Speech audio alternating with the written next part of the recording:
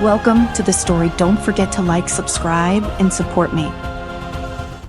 The hum of the city below felt distant and detached, as if the metropolis of towering skyscrapers and flashing neon lights wasn't teetering on the brink of collapse.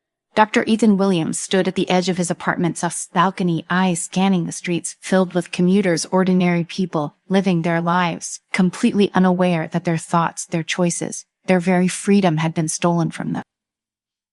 Ethan took a deep breath, the cold night air chilling him to his bone. He glanced down at the encrypted tablet in his hands, the lines of code scrolling relentlessly across the screen.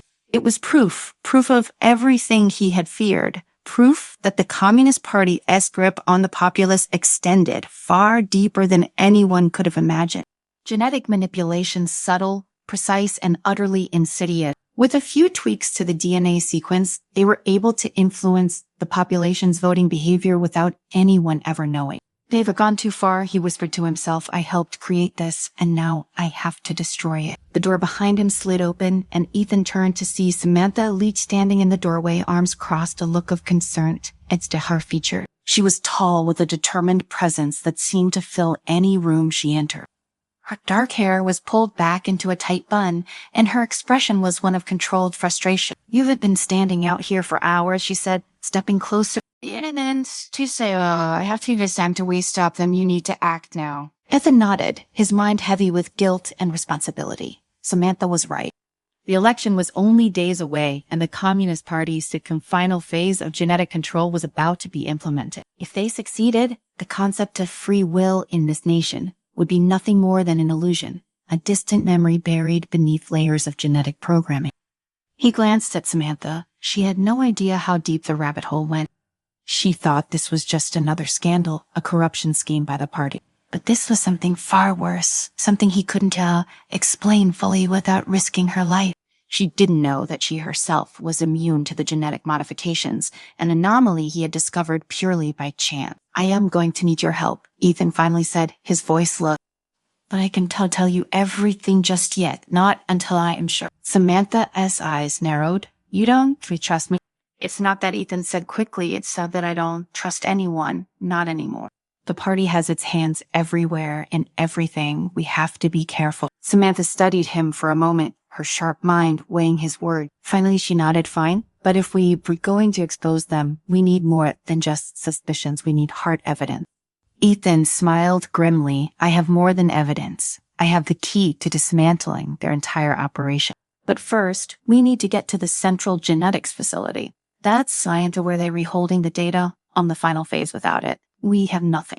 Samantha's jaw tightened. Its central facility is a fortress. You'll never get in. I designed their security protocols, Ethan replied, his voice edged with both confidence and regret. I can get us in.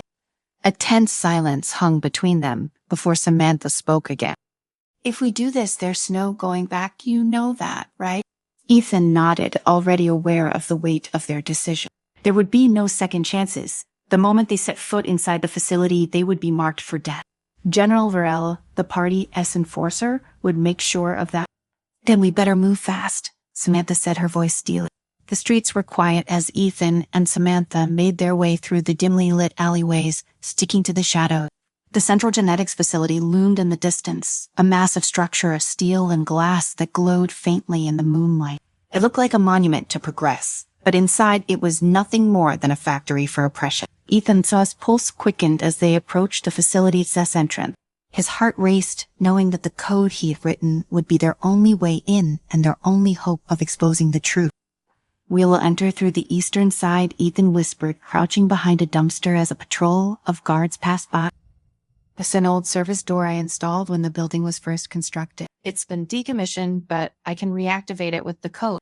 Samantha nodded, her expression set with determination. Let's, They moved swiftly and silently, reaching the service door without incident. Ethan pulled out his tablet, fingers moving expertly over the screen as he input the override code. The door clicked open with a soft hiss, and they slipped inside.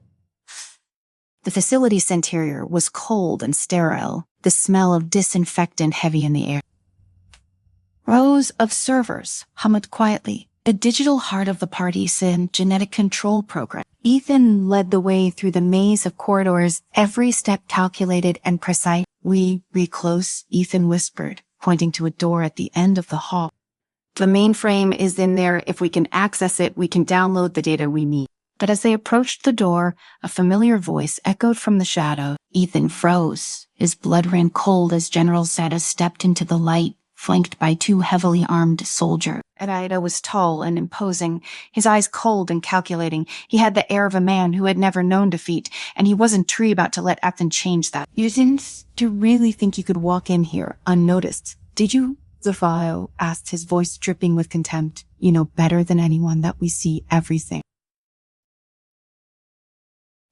Samantha moved to draw her weapon, but Zelma's soldiers were faster, aiming their rifles at her before she could make a move. Dantisaso said calmly, "You were outnumbered, and you were out of time." Ethan's mind raced. He had anticipated something like this, but not so soon. Not here. He glanced at the door to the mainframe, just a few steps away if he could get the data. They still had a chance. "What are you going to do?" Zio Ethan asked, trying to buy time. "Kill us. The world will find out what you've done. Eventually you can hide this forever." Zotho chuckled. "You overestimate the world. Centrist in freedom, Dr. Williams' people want stability, they want safety, and we provide that. No one will mourn the loss of two more dissidents." Ethan clenched his fists, feeling the weight of his past decisions crashing down on him. He had helped build this system. He had thought he was doing something good, something that would benefit society. But now he saw the truth. It was nothing more than a cage. Samantha shot him a glance, her eyes filled with urgency. They had to act now. Before Atayo could speak again, Ethan lunged toward the door. In one fluid motion, he slammed his hand against the control panel, triggering the emergency override. The door slid open, and he and Samantha darted inside, bullets ricocheting off the walls behind them. Inside the mainframe room, Ethan wasted no time. He connected his tablet to the system, his fingers flying over the keys as he initiated the data transfer. Red warning lights flashed throughout the facility, the alarm blaring loudly in the distance. "We don't have much time," Ethan said, his voice tense. Samantha stood guard at the door, her weapon drawn. "How long?" 30 seconds, Ethan replied. "Just keep them off me." As the data downloaded, Ethan's heart pounded in his chest. They were so close. He could feel the weight of the truth in his hands, the knowledge that could bring the party and its rule crashing down. But then, a deafening explosion shook the facility and the power cut out. The room plunged into darkness and the hum of the servers abruptly ceased. Ethan's hands froze over the tablet, his mind racing. This wasn't supposed to happen. His contingency plan accounted for alarmed security teams and even Zawano himself, but not for a full system shutdown. Samantha's voice was sharp, tense. "What's happening?" "I don't know," Ethan muttered, panic bubbling in his chest. His tablet screen flickered, and the data transfer bar stalled at 90%. They must cut the power to the mainframe. They were trying to stop the download. Heavy footsteps echoed down the corridor outside, drawing closer by the second. Samantha's grip tightened around her weapon, and Ethan knew they had moments at best. "Can you finish it?" Samantha's eyes darted to the tablet, then back to the door. "We're running out of time." "I need a few more seconds." Ethan tapped furiously at the screen, overriding the security measures one by one. He could hear Zahaosek's voice barking orders in the distance. The general was mobilizing more than just his personal guard now. He was bringing in reinforcement. This was it. If they didn't get the data now, they would never get another chance. Samantha moved toward the door, her posture rigid, listening for the advancing soldier. Ethan's heart pounded as the last 10% of the download crawled forward, agonizingly slowly. A crackling sound suddenly filled the room, and the facility's emergency lights flickered to life, casting everything in a dull red glow. Ethan felt a surge of dread. The backup generators had kicked in, but not in time to stop the download. Done, Ethan snatched the tablet just as the transfer completed. He disconnected it from the terminal, shoving it into his bag where Vin got it.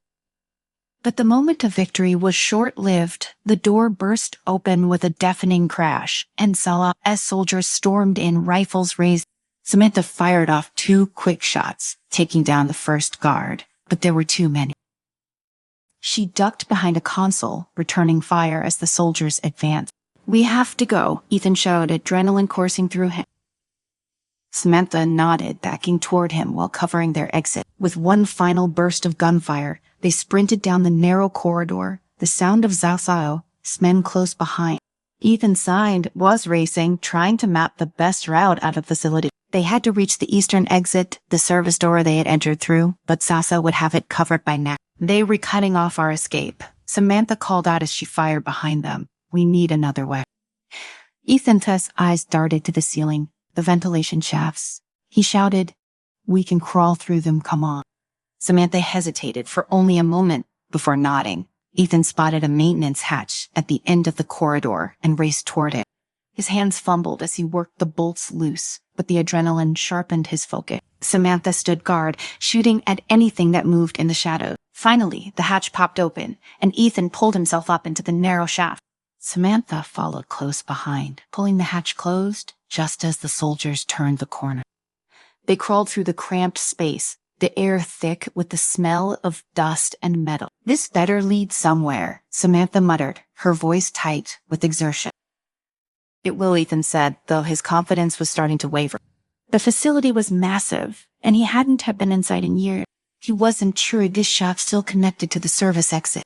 They crawled in silence for what felt like an eternity, their breaths labored and tense.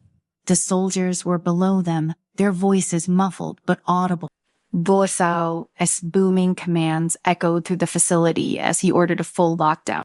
Ethan's stomach clenched. If they didn't get out soon, the entire place would be sealed off, and they'd be trapped like rats. Suddenly, the shaft widened and light filtered in through a metal grate up ahead. Ethan scrambled forward, peering through the slats. Below them was a deserted storage room filled with crates and old equipment. No guards, no alarm.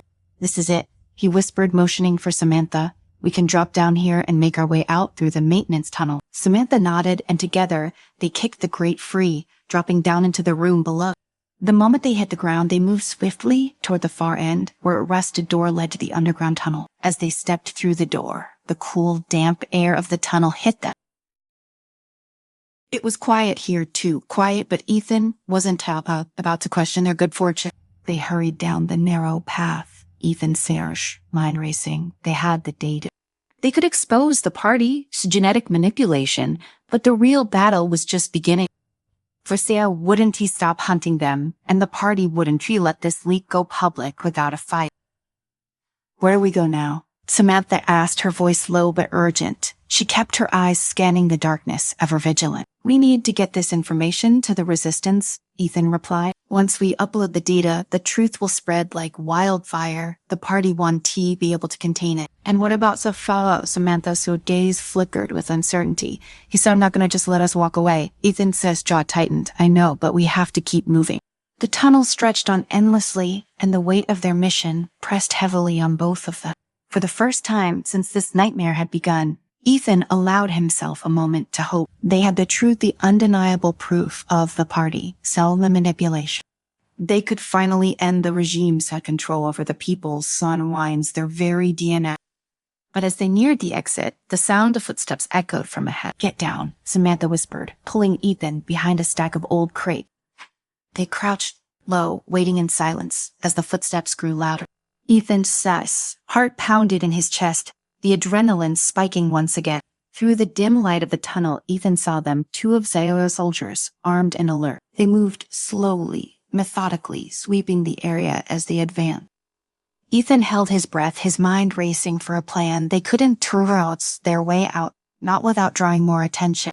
Samantha reached into her bag, pulling out a small cylindrical device. She looked at Ethan and mouthed the word "smoke." Ethan nodded, bracing himself. With a swift motion, Samantha tossed the device down the tunnel. It clattered against the ground, and within seconds, thick, white smoke billowed through the narrow space, obscuring everything. The soldiers shouted in confusion, their voices muffled by the dense fog. Now Samantha hissed. They sprinted down the tunnel, ducking under the cover of smoke. The soldiers fired blindly, but their shots went wide, and Ethan and Samantha made it to the exit. They burst through the door, emerging into the cold night air. For a moment, the silence was overwhelming, Ethan gasped for breath, his heart pounding in his ears. They had done it. They had escaped. But as the adrenaline began to fade, reality set in. They were still being hunted. The party wouldn't stop until they were silenced permanently. "We need to move," Ethan said, his voice hoarse. "We can't stay here." Samantha nodded, her eyes scanning the horizon. "Where do we go?" "There's a safe house not far from here," Ethan replied. "It's a off the grid.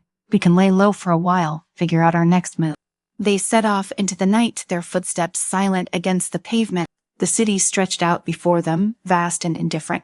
But now for the first time, Ethan felt a flicker of hope. They had the proof, they had the truth, and now they had a chance to fight back.